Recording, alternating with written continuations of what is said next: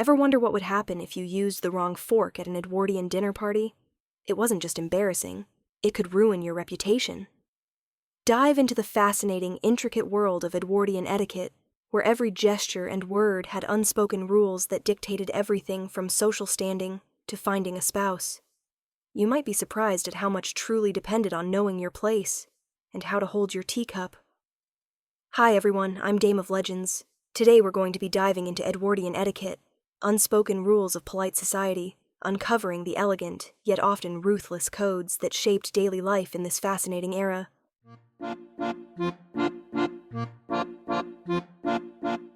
The Edwardian period, spanning from 1901 to the eve of the First World War, is often remembered as a time of elegance and grandeur. Society appeared glittering on the surface, lavish garden parties, perfectly dressed men and women, and homes that looked like something out of a period drama. It was an age that idolized refinement, and to the outsider it seemed like the very peak of civilization. Yet beneath this glittering facade was a world of constant anxiety. Every smile, every handshake, and every letter carried consequences. Something as small as calling on a household at the wrong hour could brand someone as thoughtless or uncultured. Society operated on an invisible web of rules, and those who failed to follow them risked their reputation and their future. This was the paradox of the Edwardians. They lived in what looked like an age of freedom and elegance, but they were bound tighter than ever by invisible chains of etiquette. These rules weren't written down in law, yet they held more power than laws in many cases. Wealth and title might open doors, but without proper manners, a person could still find themselves excluded from the inner circles of society. And so, etiquette became survival. It was a performance that every Edwardian had to perfect. To fail meant whispers, humiliation, or even total social exile. Beneath the elegance lay a razor-sharp system of judgment, one that rewarded polish and punished missteps with ruthless efficiency.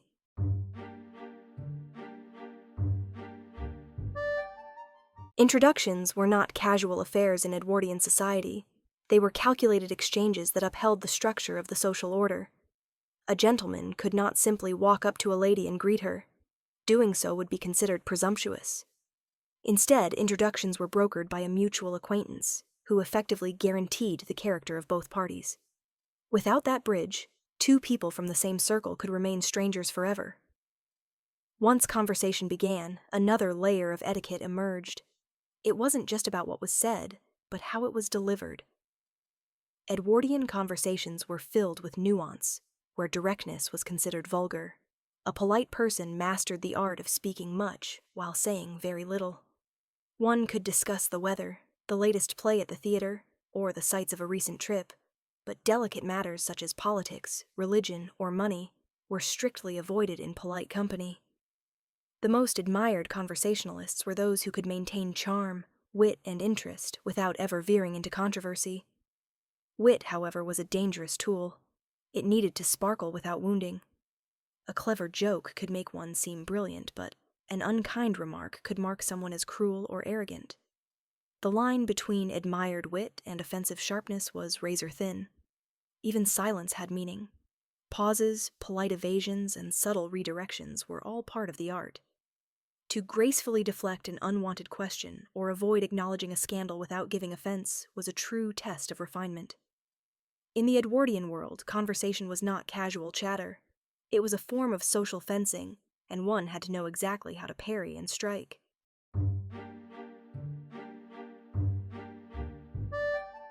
Fashion in the Edwardian era was far more than a matter of personal taste.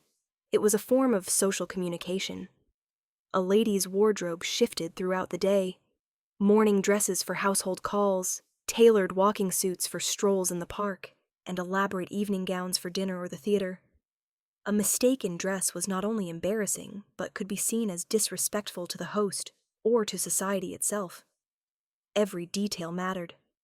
Gloves, for instance, were indispensable. To appear in public without gloves was to risk being seen as improper or careless. Even the material and color of gloves carried meaning, with lighter shades signaling delicacy and darker tones suggesting practicality. Shoes, hats, and parasols likewise formed a coded language of class, wealth, and occasion. Accessories often doubled as tools of subtle communication. Fans could convey flirtation, disinterest, or amusement, depending on how they were held or moved. A woman dropping her glove might signal an opening for conversation, while the tilt of a hat or the choice of a jewel could indicate her marital status or intentions. These were cues the Edwardians were trained to read fluently. For men, dress codes were equally strict. A morning coat and top hat might be appropriate at one event, while an evening demanded a white tie ensemble with tails. Even the smallest deviation, such as the wrong tie at the wrong hour, could raise eyebrows. Fashion was essentially an unspoken introduction, communicating class, intention, and character without a single word spoken.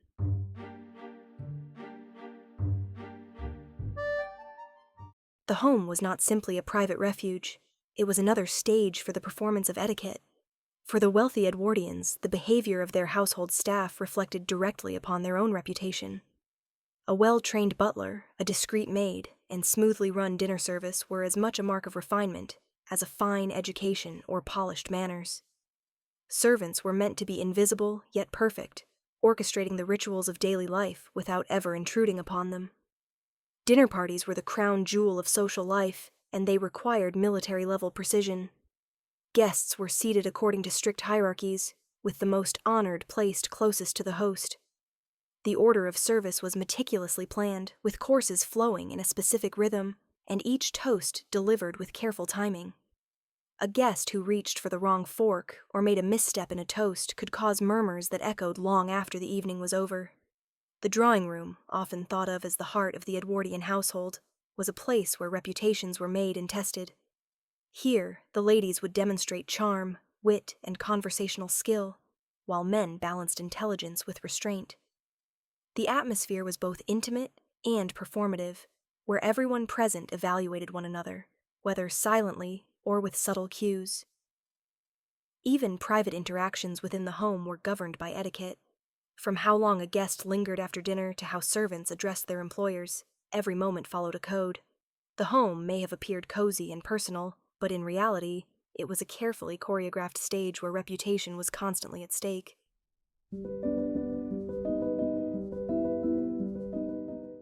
Breaking the rules of etiquette had swift and lasting consequences. To misstep was to risk whispers, exclusion, or outright social exile. A lady who was seen as fast for being too forward, or a gentleman who was considered boorish, could quickly find themselves left off guest lists. Unlike financial misfortune, a damaged reputation was often impossible to repair. The weight of this system created enormous pressure.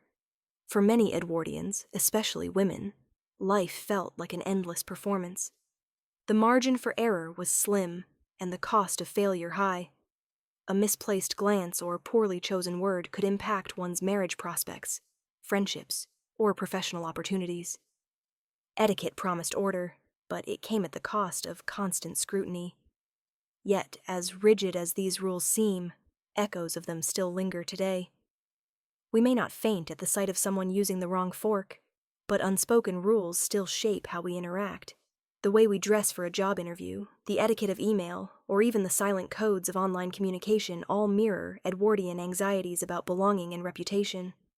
What the Edwardians lived under in ballrooms and drawing rooms, we experience on social media feeds and professional networks.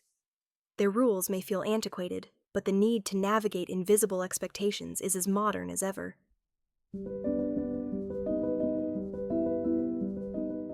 The Edwardian era was dazzling, but beneath its surface lay a society bound by unspoken contracts.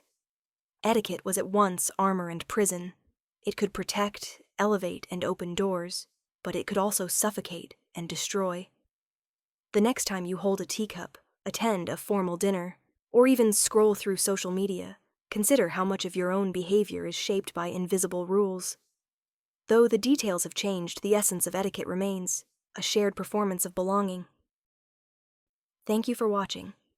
If you enjoyed this glimpse into Edwardian elegance and its hidden costs, don't forget to like, subscribe, and explore the history-inspired designs in my shop, linked below.